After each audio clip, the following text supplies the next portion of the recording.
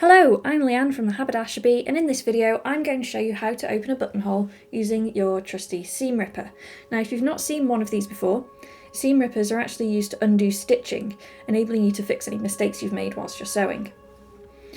They're also called stitch rippers or unpickers, and the way they work is let's use this bit for example. You take this long prong here, slide it underneath the stitching between the thread and the fabric, like so, and then this prong guides it into this U-shaped blade here, and that's what actually cuts your thread. You don't want to take this little bobble off the end of this side though. This stops you from accidentally losing your thread as you're cutting, but it also stops you, if you're going between two layers of fabric like this, from ripping this other side of fabric.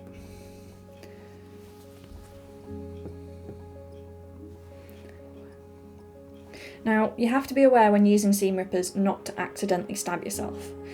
It won't cut you, but it will hurt, especially if you're, lapse in a concentration as you're cutting and you get yourself there. They're not sharp enough to cut you, but it does hurt a lot. I've done it several times and it's really not pleasant.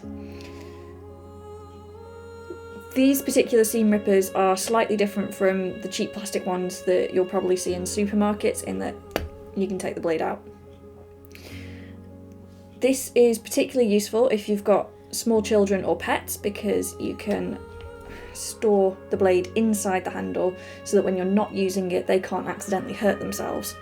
But it also means that if you find that the blade's no longer sharp enough, you can just replace the blade without having to replace the entire tool. If you're interested in these, I've put a link to them in the description below, as I do sell them in my shop. Now, before we go on to how to open your buttonholes, let's have a little chat about making them. Lots of sewists find buttonholes intimidating.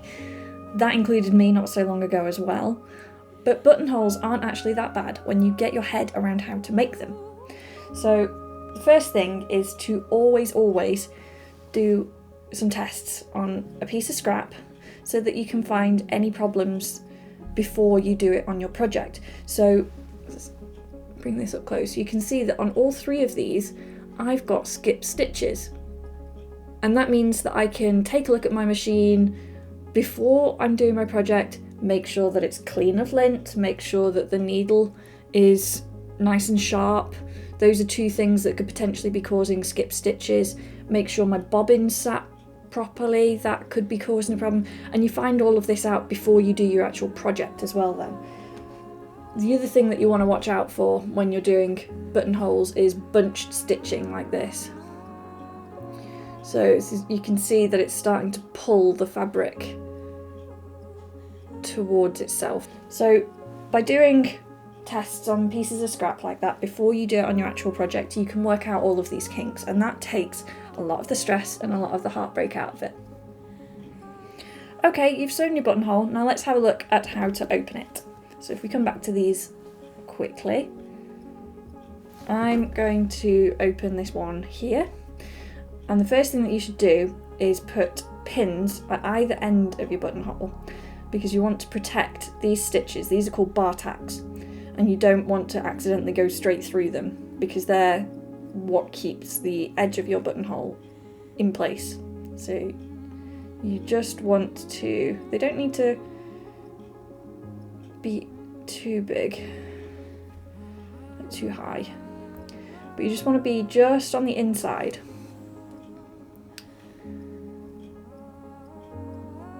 Just there. And when you're putting your pins in place, make sure that you do it facing the same direction, because that way you can stop yourself from accidentally stabbing yourself with them.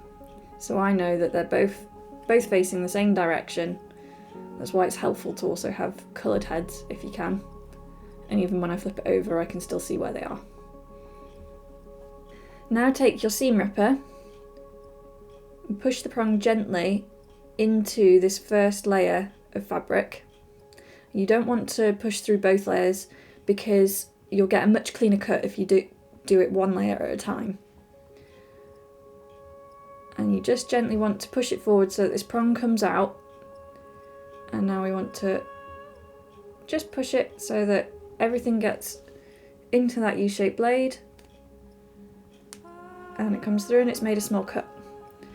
So by making lots of small cuts, we can make our way to the end, and the pin will stop us from cutting through those stitches.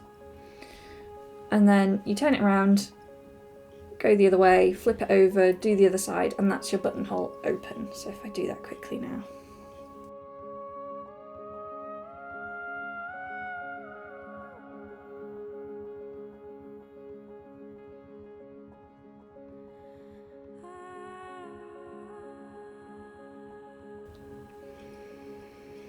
And now we've got one fully open buttonhole, and you can neaten these up just with a pair of scissors or thread clips, just to get these thread ends. Opening buttonholes with a seam ripper is one of the safer methods of opening your buttonhole, and it works great if you've only got a small amount of buttonholes to open. So say you've only got one or a couple like this. I've only got 3 here that I would have opened. If you're regularly making items that have lots of buttonholes, so jackets, shirts, coats, that kind of thing, you might want to consider getting yourself a pair of buttonhole scissors. They're great for doing a lot of buttonholes, and it also saves the blade on your seam ripper because you will go through the blade very, very fast if you're opening lots of buttonholes all the time. I'll be releasing a video soon on how to use buttonhole scissors, so be sure to subscribe and click that bell to be notified when I release my videos. If you've enjoyed this video or found it useful, please do hit the like button, have a look in my shop. I have a plastic-free haberdashery, so I sell items like these seam rippers, completely plastic-free. Thank you for watching, and I hope you now feel a lot more confident in making and opening buttonholes in your projects.